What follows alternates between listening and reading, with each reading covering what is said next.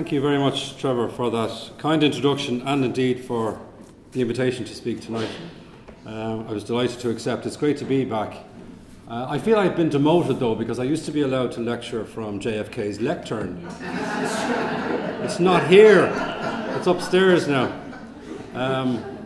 But perhaps I had notions of both myself. But it's lovely to be back, and I want to thank Trevor and all the team who are doing such brilliant work here, including facilitating these kind of nights and this kind of dialogue. I think that's making a huge contribution to the cultural life of Dublin, and hats off to all of those who are involved in making that possible. And thank you all for being here tonight.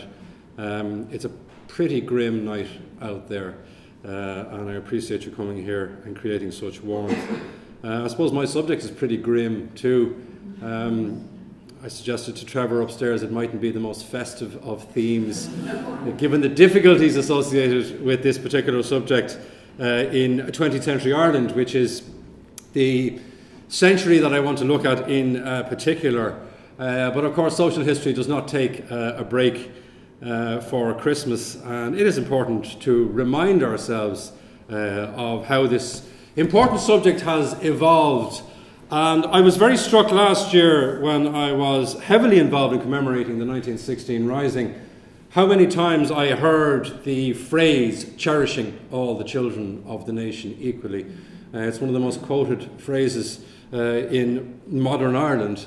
Indeed, the 1916 Proclamation is one of the most quoted political documents in modern Irish history for all sorts of understandable reasons. And I did have time to reflect on that during the centenary commemorations, partly because of the extent to which such phrases can be wrenched from their original context and latched onto all sorts of causes. And this did generate some comment, particularly when I was in Cork during the centenary. I was sharing a platform with the great Cork historian John A. Murphy. Many of you will be familiar with John A. Now in his early 90s. And John A. got very cross about what he saw as the abuse of this phrase, cherishing all the children of the nation equally. He didn't approve of it being used during the marriage equality referendum, for example. And he did refer to its original meaning. That original meaning was not about children, as we understand children today. It was about the idea of cherishing both nationalists and unionists in this newly declared republic, the idea of reconciliation between the two, of cooperation between the two, the idea that they could live comfortably alongside each other, which of course was wishful thinking in many ways. But it does remind us, of course, that the very use of the word children and child changes over time.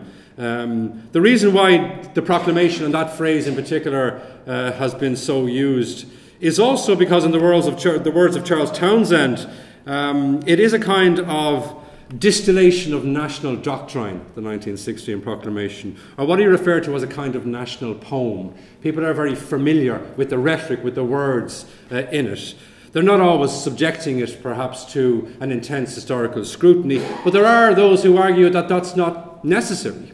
Some of the response to John A.'s comments, for example, in Cork last year, were that the words of the 1916 Proclamation, including cherishing all the children of the nation equally, did not anymore belong to the authors, the 1916 authors, that this was a phrase and a proclamation that was bestowed to the Republic, to subsequent generations, to make of it what they wished according to the lights of their time. And the argument, of course, is that it's not frozen in time and that it can be used in all sorts of different ways and for all sorts of different causes in subsequent decades. Largely, of course, to record what has not been achieved or to record the failures of modern Ireland as it evolved to live up to the promises of the 1916 Proclamation, including cherishing all the children of the nation equally, whatever way you might want to interpret that. What fascinated me, though, last year was the extent to which children, actual children, as we understand them, had moved centre stage in the historical narrative.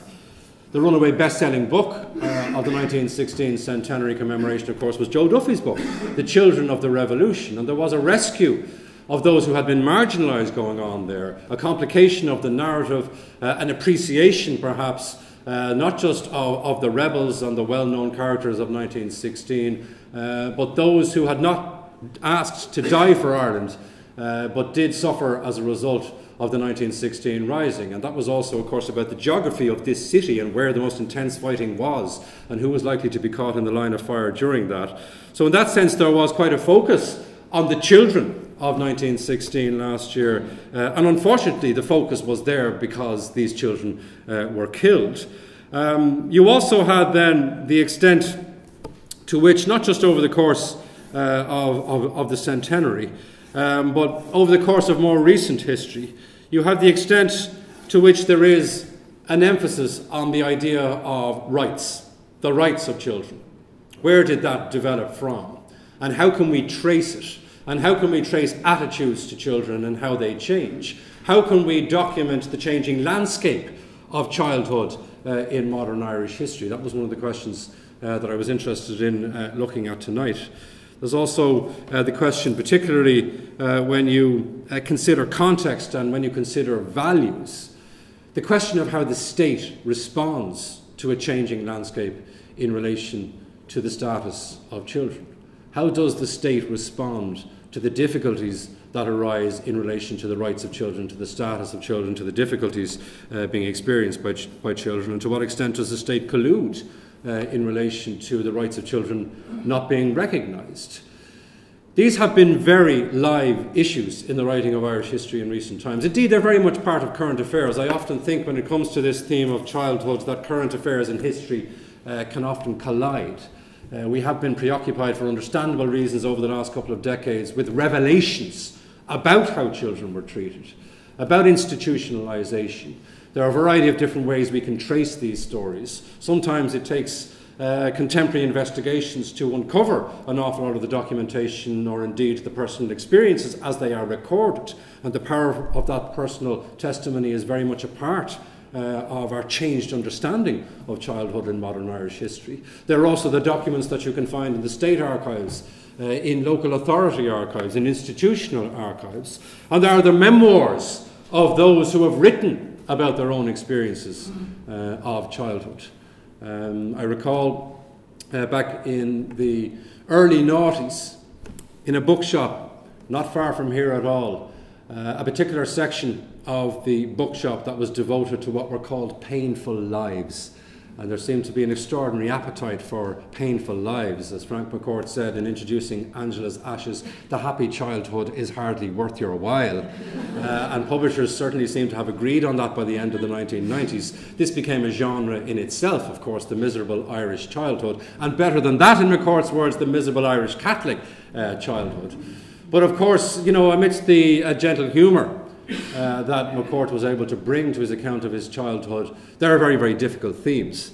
And there's a very, very fascinating social history. A combination of all of those different sources of information, including newly released material, does mean that we can begin to try and contextualise the experiences of childhood over the last 100 years or so. I'm not in any sense tonight going to give you the definitive history of childhood over that 100 years. What I want to do instead is to focus on some of the milestones that I, as a historian, would associate with this question of childhood and the status of childhood, and the issue of how that was navigated by state and by society.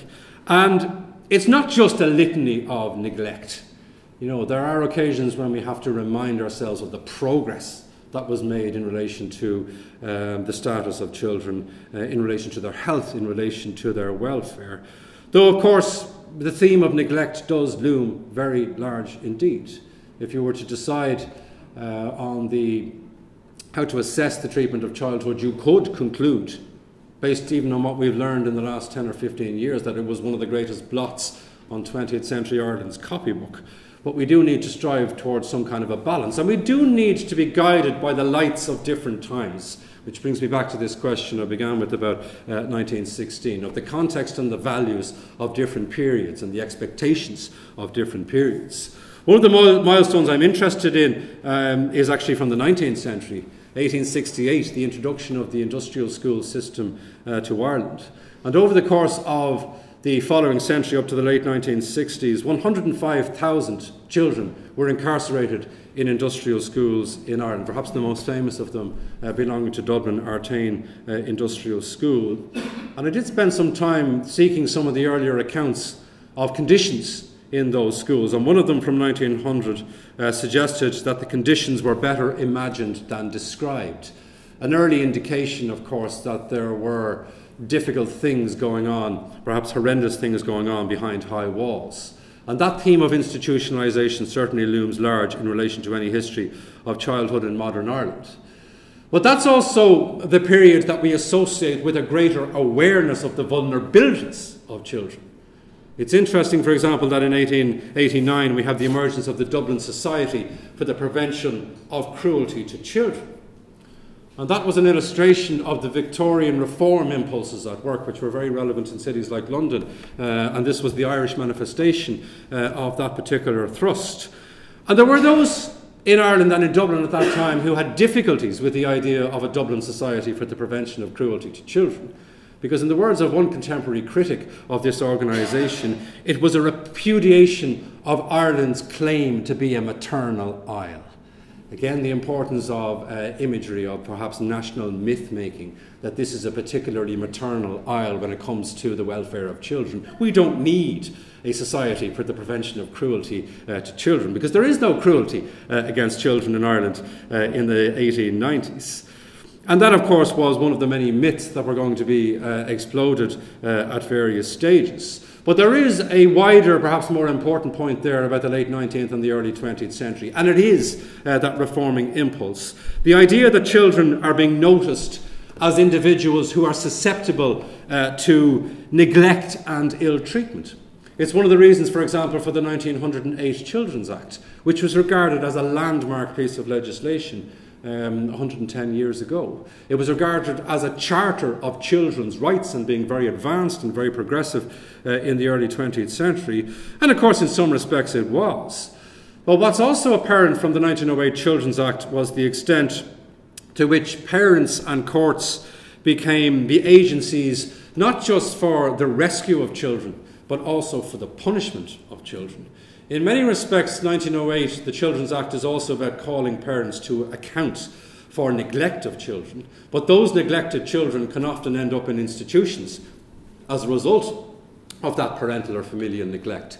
And in that sense, the 1908 Children's Act does not necessarily act as an agency of liberty for children before the law. They do have rights, there's no doubt about that, under the 1908 Children's Act, but they don't necessarily experience liberty or freedom as a result of that. We also need to be conscious of health and the extent to which it impacts on the experiences of childhood. And unfortunately, childhood being terminated at such an early stage. I don't want to drown you in statistics, but let me give you one example. In 1911, 72,000 people died in this country. Of that 72,000, 20%, 1/5, were under the age of 5. It'll give you an idea of the appalling rates of infant mortality during that era. And of course, you can break that down further in terms of the slum dwellings of this city, and indeed cities including Belfast. What were they dying of? They were dying of things we don't hear much about anymore. They were dying of scarlet fever. They were dying of bronchitis, of diphtheria, of whooping cough, of measles. Or if we do hear about these today, we think of them as things that can be contained, and only in exceptional circumstances will they be fatal. But these were the common killers of children during that period in the early 20th century. Another theme that looms large in relation to the status of children is education, the extent to which children could get access to education, and if they were in schools, the way they were being treated in those schools. That's where Patrick Pearse was a very interesting character, not just as a revolutionary, but as a very progressive educationist. And Pearse expended an awful lot of energy elaborating on educational theory. And he had what we would consider today a very child-centred approach to education. The idea, as he outlined in his famous Murder Machine publication, the idea that the individual child should be capable of expressing free choice, the idea that the individual child needed to be respected. And he had an antipathy for corporal punishment, which was atypical of his era. It was one of the reasons why St Enda's was such an interesting educational experiment up in Rathfarnham. At the same time, you have the following year the publication of Dublin's very famous book, James Joyce's famous book, Dubliners. And we get clues within the text of Dubliners as to some of the barriers to delivering on the kind of aspirations that Patrick Pearse had for the freedom of children. You can see this in particular in two of the stories that comprise that Dubliners collection, Encounters and Counterparts.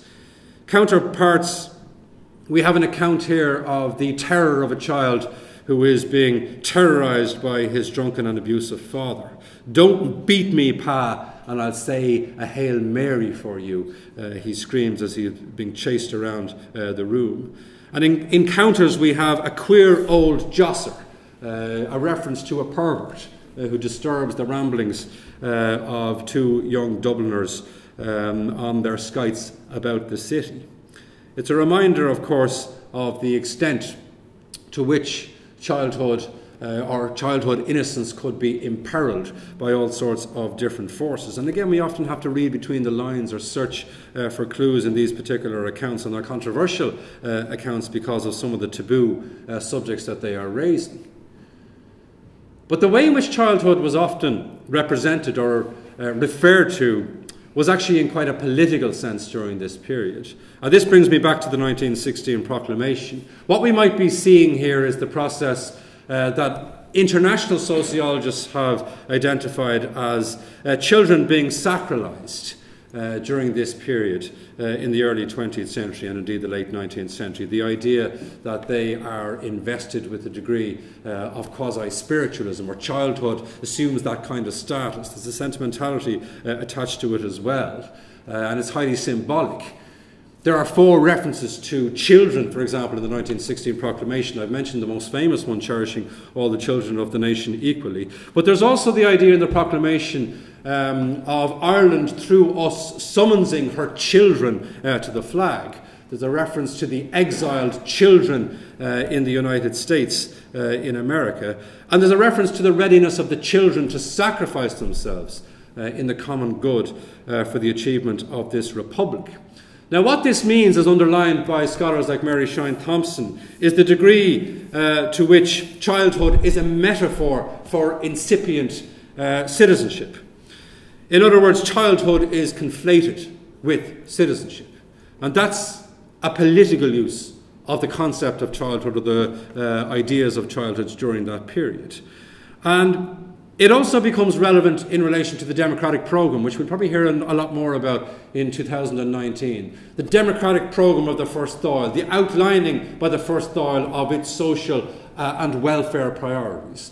And here we seem to have a much more concrete reference to children and the need for their rights to be attended to. It shall be the first duty of the government to provide for the spiritual, mental and physical well-being of the children, and to ensure that no child shall suffer due to lack of clothing, or lack of food, or lack of shelter. Again, this idea of there being a very firmly rooted concern for the welfare of the vulnerable. Thomas Johnson of the Labour Party was largely responsible for drafting this democratic programme. There's also references to the need for proper education and training for the citizens of this republic. Now, again, does this imply an active citizenship for children? Not necessarily. Mary Shine Thompson has argued that this suggests again that there is a passive citizenship for children, that they will be educated and trained, that the agenda will be decided for them. But there does seem to be a commitment around the idea of providing for their fundamental welfare in terms of housing and in terms of children not going hungry. Nurturing children, however, was something very different. The gulf between the rhetoric of aspiration around welfare and children and the reality was also revealed during the War of Independence itself. A letter from William T. Cosgrave, for example, when he was Minister for Local Government, to Austin Stack, his Minister for Home Affairs, in which he suggested that children who were reared in workhouses have no sense of civic responsibilities. As a rule, he suggested their highest aim is to live at the expense of the ratepayers. It would be a decided gain if they all took it into their heads to emigrate. Now, it would be unfair and invidious to single out W.T. Cosgrave as having been particularly uncharitable in his view of children. And the context for that letter was in relation to an assisted emigration scheme. He did seem to believe that the girl at the centre of this letter would be better off abroad in Canada. But it's fascinating that he made those comments. And this idea of having to look out for the concerns and the prejudices, perhaps, of the ratepayers and the resentments about the workhouses, which were regarded as part of the architecture of containment that belonged to the British administration in Ireland. But it does suggest, of course, that the social implications of citizenship were not really being considered during this intensely political and military period.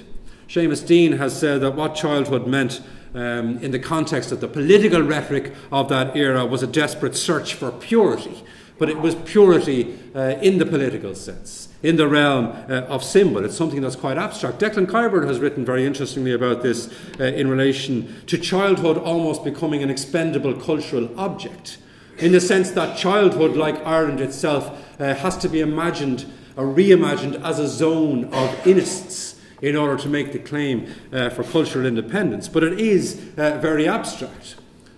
And what's significant, I think, about the achievement of independence is the extent to which there now has to be some practical consideration given to how these promises and this rhetoric will actually be delivered on.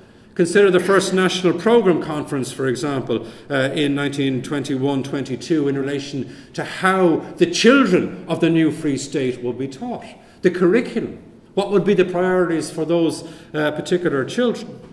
There had been a curriculum in 1900. It was now going to be updated. The curriculum in 1900 stressed that there was the importance of developing the child from within rather than nurturing the child from without. Again, quite a progressive stance. What we get, however, in the early 1920s is an intense focus on the Irish language. Children are to be the foot soldiers when it comes to the Irish language revival, the Irish language crusade. Timothy Corcoran, one of the most influential educationists of that era, a Jesuit academic, was adamant that the vital years for vernacular usage are from the ages of 3 onwards. He was also one who believed strongly in the doctrine of original sin, the idea that children were born innately wicked, and therefore children needed to have strong authoritarian leadership in the classrooms and needed to be punished in order to beat the sin out of them. That was very common attitudes during that era, indeed well beyond that era. So we do have those pressures at work in relation to the education system, which have profound implications for children. There is pressure for a School Attendance Act, which is eventually introduced in 1926. Now, this stipulated that children between the ages of 6 and 14 had to attend primary school. But political lobbying was going on behind the scenes in order to have the children of agricultural labourers exempt from the School Attendance Act, on the grounds that the School Attendance Act would impinge directly on the rural economy, that these kids were needed for work on the farms. There had been a suggestion in the 1920s that the school leaving age should be raised to 15, but that was dismissed in favour of this particular lobby. There was also a need for that because the attendance rates for school during that period were under 70%. But you also see the extent to which the theme of class begins to weave its way through the theme of childhood and education during this period. Vocational schools were for a different class of children, and that's what they were designed for. They were also sometimes used, the threat of going to a vocational school, a threat to an errant middle-class child. The historian Joe Lee has suggested they were there to deal with second-class citizens. There was a failure to prepare enough of the students in vocational schools for the leaving cert. And class was also relevant, of course, to how children were categorised and the stigma and status of illegitimacy, which has to loom large in any account of childhood in modern Irish history. Between 1922 and 1987, there were 125,701 children who were classed as illegitimate. 87 is the cut-off point because that's when the status of illegitimacy was abolished in Irish law. What did that label mean, to be illegitimate? It meant a huge amount. It meant a huge amount of stigma. It meant a huge amount of discrimination. When you consider the death rate for illegitimate children as compared to the rest of the population, the figures are again startling. In 1952, for example, 25% of illegitimate children who were born in Ireland died. And if you dig down deeper into where many of the mothers and those illegitimate children ended up, the mother and baby homes that we've been hearing so much about recently, thanks to the tireless work of Catherine Corris, you can get even more frightening statistics. Take Bessborough, for example, in Cork, one of the best known of the mother and baby homes, which had an astonishing mortality rate for the children of 47% in 1939. The reason why the mother and baby homes came about was to distinguish between first offenders and repeat offenders when it came to those who were pregnant outside of marriage. The idea of taking them away from the county homes in order to try and prevent them offending again. And these were the institutions that evolved as a result. There had also been a recognition in the 1930s of the extent of sexual abuse that was perpetrated against children. And again, this is of course by no means a uniquely Irish problem. The Kerrigan Report, for example, in relation to the operation of the law in relation to juveniles and dealing with all sorts of matters of sexual morality and the criminal justice system. It suggested, through evidence that was given by the Garda Commissioner Owen O'Duffy, that there were many cases of child abuse against children under the age of 10, and that perhaps less than 15% of paedophiles were being prosecuted in Ireland at that time, or 15% of cases were resulting in prosecutions. The important point about the Kerrigan Report was not just what it revealed, but also that it wasn't published.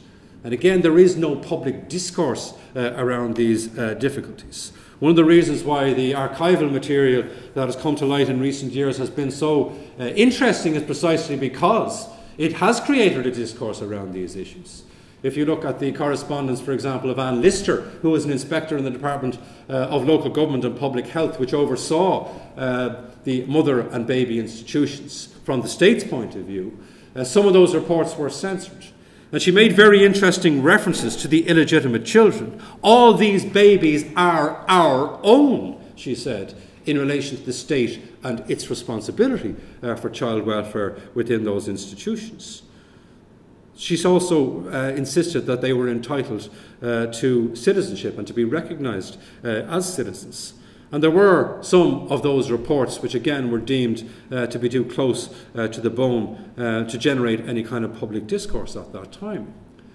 Now there were in the midst of all this attempts by the state to try and facilitate families, widows, orphans, the introduction of widows and orphans pensions, for example, in the 1930s and the 1940s. But there's also an intense preoccupation with sexual morality. The Criminal Law Amendment Act of 1935, the outlawing of the importation and sale of contraceptives. You could argue that that had profound implications for children, particularly for illegitimate children. A.J. Wallace, who, as a former resident of Artane, wrote to the Taoiseach Jack Lynch in 1972 in the context of talk about repealing the Criminal Law Amendment Act, referred to the lives of thousands of unwanted babies being destroyed directly as he saw it as a result of the Criminal Law Amendment Act. Again, that status of being unwanted, of being illegitimate. Interestingly, Wallace was writing from London at that point in the early 1970s. And he made the point that it was only there that he could find the anonymity that he needed to recover from his stigmatised childhood in Ireland. He had been born on the wrong side of the tracks. We also get the 1937 Constitution, which is revealing in relation to the status of children. It does seem to put limitations in relation to the status of children. It doesn't seem to articulate Republican civic ideals in the case of children. Children are denied the status of differentiated citizenship in the Constitution. It's one of the reasons why we've had so much intense debate about this over the last 5 or 10 years, the extent to which children and their rights are recognised. Children are seen in the Constitution as primarily conduits for parental rights, you could argue. There is a reference in the Constitution to natural and imprescriptible rights. What exactly does that mean? Well, this was the difficulty.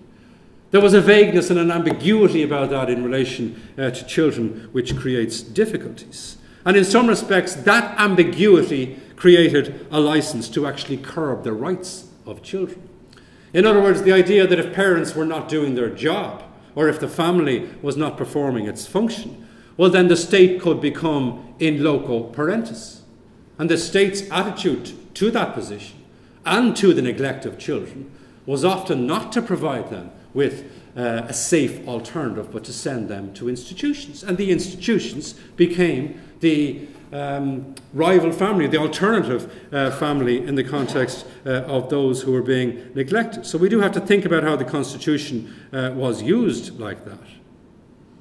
In the midst of that era, you also have De Valera making perhaps his most famous speech about the Ireland that we dreamed of in 1943, the 50th anniversary of the foundation of the Gaelic League. There's one particular image from that speech that stands out in relation to my subject tonight: the romping of sturdy children. That this was the kind of society that we needed to aspire to during that period. The romping of sturdy children and the interdependency of the different generations. And of course, much of what we have learned stands as an ironic counterpoint to this image of the romping of sturdy children during that period.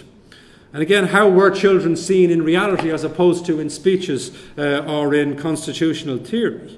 Well, there is that concern at a time when much of the country is rural for a generational continuity on the farm, for the supply of labour, or for children to act as a hedge against old age. And of course, many of them emigrated. That was the lot of many children. Joe Lee has suggested that few parents anywhere were prepared to scatter their children around the world in order to preserve their own living standards as they were in Ireland, an indication, of course, of the social and economic realities of that era. You did get children's allowances introduced in 1944, and they were paid to the father as opposed to the mother, which gives you another idea of how the structure and the status of the family was considered at that time. Now, there is still an educational theory in the late 1940s, an idea of childhood as a joyous time, the idea of active learning. We can see this, for example, in the revised programme for infant children in the Irish education system in the late 1940s. But again, any opportunity to develop that sense of the autonomous child or the child-centred approach is often scuppered by political controversy or overshadowed by political controversy. The mother and child controversy of 1951. This intense debate about the state intervening or the state providing for the welfare and the health of mothers and their children. The bishops intervening, the doctors intervening. The idea that this is a province in which many moral questions arise, as were the words of the bishops at that time. Noel Browne, as Minister for Health, concluded that souls rather than bodies were the priority of the Catholic hierarchy at that time, and to hell with the rights of children. There was perhaps an element of that attitude regarding adoption also. A very limited legal adoption in Ireland was introduced in 1952. But in relation to that legal adoption, there were no rights to the fathers of illegitimate children. And there couldn't be any sense of a mixed religion adoption. And yet during the 50s, despite the difficulties, there was progress, especially in relation to the health of children. Perhaps we sometimes forget that by the end of the 1950s, no new cases of tuberculosis had been reported. That was the finding of the Monitoring Committee, TB Committee, in 1958. And when you consider the damage that TB had inflicted over the previous decades, you'll have some appreciation of how important that was. Women, in particular, who were involved in the care of children had also done heroically. The likes of Kathleen Lynn, who we hear much more about today, her foundation of St. Ultan's Children's Hospital. The idea of a specific devotion to the welfare of sick children is something that existed throughout this difficult period. There was also more attention focused on the children that were members of the travelling community. A commission on itinerancy, as it was known, which reported in the early 1960s.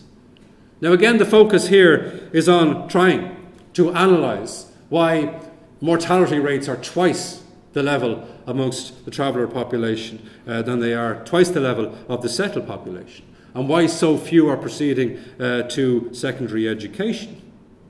But the focus of the report of that commission does seem to be on assimilation rather than recognising the diversity of the traveller experience. And again, that is an idea, that recognition, indeed an ethnic recognition, which belongs to a much, much later stage. But that era is remembered more, of course, for the announcement of the introduction of free secondary education. This year, we mark the 50th anniversary of the introduction of free secondary education, as was announced by the Minister for Education, Donogh O'Malley, in 1967. It's important to remember what he said on the 50th anniversary of the Rising. Every year, he said, some 17,500 of our children are not progressing beyond primary education, beyond the age of 14. As a result, they are cut off from all of the benefits that go with further education. This, he said, is a dark stain on the national conscience. And they were words that resonated with parents in particular. And there's no denial that that was transformative. But it was also regarded as something that was quite exceptional. Donogh O'Malley died very suddenly 2 years after making that announcement. At his funeral, the Taoiseach Jack Lynch suggested that Donogh dared to dream of horizons that few of the rest of us have dared to contemplate. Indeed, he reached out beyond those horizons, anxious to bestow good on his fellow citizens. That generous eulogy left a question in my mind. Why were so few prepared to reach out beyond those limited horizons? Perhaps that's why Donogh O'Malley stands out.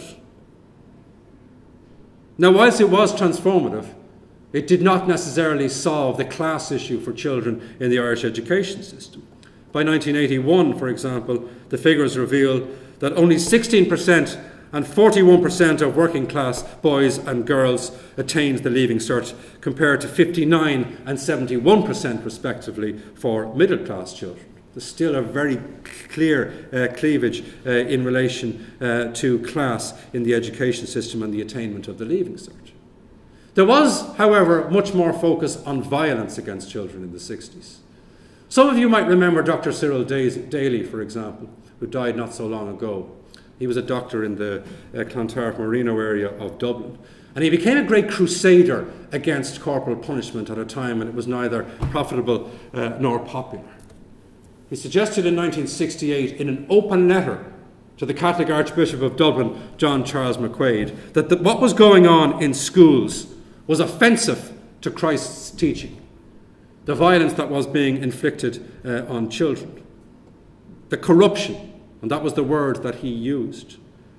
Daly approached the principal who was running the school his own kids were in primary school, because he was concerned about the violence he was hearing about.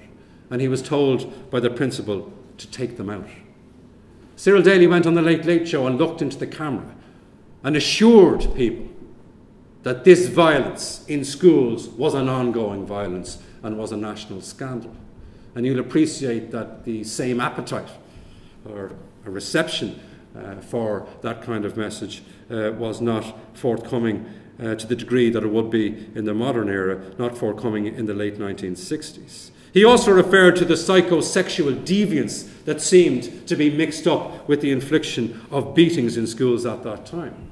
There was also a focus on the industrial school system, the institutions, the Kennedy Report of 1970, which had looked into the operation of these institutions, sparked by reports of naked beatings of children at the industrial school in Dangan, County Offaly. Donogh O'Malley had said in instituting what became the Kennedy Commission, I want the skin pulled off this pudding in relation to discovering what was going on behind closed doors and high walls for children. That's a reminder, of course, of the difficulty of getting to the bottom of such institutional abuse. Minister for Education Shaun Moylan in 1954 had been challenged in the Dáil about what was going on in Artane Industrial School by Captain Peadar Cowan, who was a TD for Dublin North. One of his constituents, a mother, had approached him, having heard that her son had been beaten to within an inch of his life by a very young Christian brother and had ended up in hospital. And what Shaun Moylan said in the Dáil in 1954 as Minister for Education was this: "I cannot conceive of any sadism emanating from men who were trained to have a higher purpose." An indication of the difficulties of trying to even countenance in public the idea that the Christian brothers might have been responsible for the infliction of such severe violence. And that, of course, is not the sum of the contribution of the Christian brothers to education, but it's important in this context. That child who was beaten to within an inch of his life subsequently committed suicide the following decade on Hampstead Heath. He set himself alight, an idea of the very tragic end to that particular story and to many of these instances of child abuse. But there was, by the 1970s, a sense of advocating for children. The number of different groups that emerged in the 1970s. Those who are agitating for repeal of corporal punishment. Those who are advocating a change in the curriculum. And there was a change in the curriculum in 1971, where we have a return to a child-centred focus. There was also the raising of the school leaving age to 15 in 1972. The introduction of an unmarried mother's allowance in 1973. The opening of the Dalkey School project in 1978. The idea of multi-denominational education for primary school children for the first time in the history of the state. Not without difficulties. There was the circulation of a publication, Are the Snakes Coming Back? In reaction to the Dalkey School project, which eventually opened in 1978. And Cardinal William Conway let the Taoiseach Liam Lynch know of his opposition in the late 1970s. But nonetheless, it did proceed. There were also continuing and vast improvements in the health of children, as witnessed by figures in 1981, where 33,000 people died in Ireland. 2.78% of those deaths were children under the age of 5. Compare that to the 20% that I mentioned in 1911, 70 years previously. An idea of the vast strides that have been made in relation to the health and welfare of children. And what we get in the 1980s are the so-called moral civil wars. An excessive focus on the unborn child as opposed to the born child. And again, debates about childhood and the status of children are often rancorous, but are often seemingly related to something that is very abstract. But what did happen during this period in 1987 was the Status of Children Act, which abolished the concept of illegitimacy that I mentioned earlier on, largely through the efforts of Nuala Fennell during that decade. There was also in 1991 a Childcare Act, which insisted that the courts had to prioritise the welfare and the needs of children in their proceedings. There was the X case in 1992. Martin Turner in the Irish Times published a famous cartoon in which he referred to the introduction of internment in Ireland for 14-year-old girls as a result of the controversy arising out of the 8th Amendment, a 14-year-old rape victim prevented from travelling abroad for an abortion. The following year, we had the Kilkenny incest case and all the controversy that was generated by that, the appalling abuse that was being suffered by children within family homes. What I am interested in the context of the Kilkenny incest case is the reaction to it. The words of Judge Catherine McGuinness, who was charged with the task of compiling a report on this particular difficult period. And she did refer in that report to the very high emphasis on the rights of family in the Irish Constitution. It seems to give them a higher value than the rights of children, the rights of parents being given a higher value than the rights of children. And what she suggested was needed was a specific and overt declaration of the rights of the born child. And in that lay the genesis of what ultimately became the Children's Rights referendum of 2012.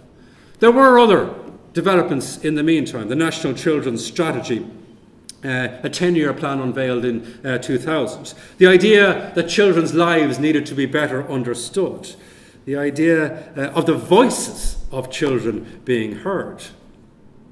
But that wasn't always necessarily the case in relation to the education system, despite strides in the direction of multi-denominational schools. There was still a baptism barrier. There was still a state that seems to be obliged to buttress religion as a result of an Equal Status Act. There's also a children's referendum in 2004 in relation to those children who are deemed to have insufficient connections with Ireland to warrant citizenship.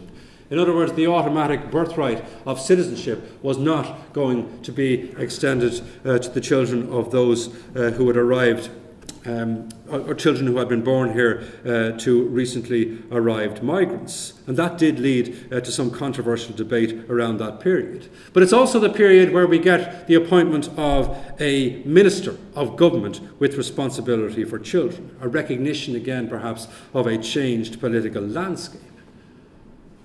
In the midst of all that, we had report after report after report, and I'm not going to labour that point. Suffice to say that the Ryan Report of 2009 was dealing with testimony of individuals from 216 institutions that had been funded by the state and run by religious orders and who had experienced abuse in those institutions. One of the figures that fascinated me was that 40% of the victims of abuse in those institutions ended up living their lives outside of Ireland. The consequences, again, of what had happened to them as children in Ireland. Now, there was continued debate in the last couple of years about the status of children, particularly in relation to children's rights and the Children's Rights referendum of 2012. To what extent would this work against parents? That was one of the concerns that its opponents had. The idea that this was about the ever-expanding state, which seems to go back to some of the arguments that were made by Catholic social theorists in the 1950s about the ever-encroaching state in relation to private family matters or private parental matters. There were certainly some parallels there. But there was much more of an appetite for furthering the concept of children's rights, or perhaps bringing much more clarity to what had been very ambiguous in previous decades, if it existed at all. There are, of course, in the modern era, a whole host of challenges facing children. Childhood, in the words of Mary Shine Thompson, has been medicalised, commercialised, legalised and sexualised in the early 21st century. Technology is a massive challenge in relation to the welfare of children, in relation to their movement. And we have all sorts of very well-founded concerns about childhood obesity. In other words, every generation or every epoch is going to bring its own particular strains and its own particular pressures. Child poverty, it's estimated, doubled between 2008 and the end of the great financial crash of the early 21st century. We've also heard much in recent weeks about the 25th anniversary of Ireland signing the UN Convention on the Rights of Children, that dating from 1992. And even this week, the status of children is relevant in the context of the introduction of mandatory reporting of suspected child abuse. All of these particular areas beg questions about resources and implementation. If there's one reminder from this swift journey through childhood in 20th century Ireland, it is, of course, that words are not enough, that intentions and aspirations are not enough. But it is, of course, undeniable that the lights of our own time have resulted in significant progress in the context of the status of children. There is a language of children's rights that was unimaginable in previous decades. But when you consider what is going on currently, when you consider that for the first time there are over 3,000 children homeless in this country, that is a reminder, of course, of cumulative and contemporary failures. And whilst acknowledging the vast progress that has been made, we have to be conscious, of course, of the dark stains on our own conscience when it comes to the status of children in Ireland and indeed in this city in 2017. On that festive note, I will thank you for your patience.